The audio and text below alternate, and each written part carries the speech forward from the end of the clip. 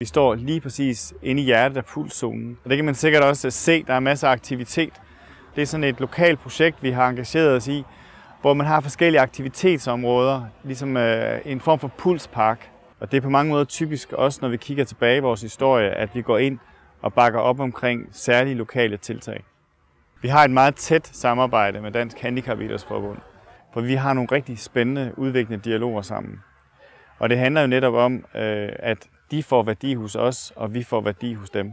Fordi vi har fundet en rigtig god balancegang.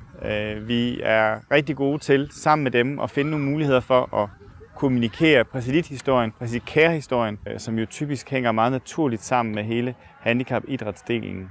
Men samtidig også vise, hvad man kan som idrætsudøver, som eliteidrætsudøver på et niveau, hvor vi taler paralympiske lege og verdensmesterskaber og lignende.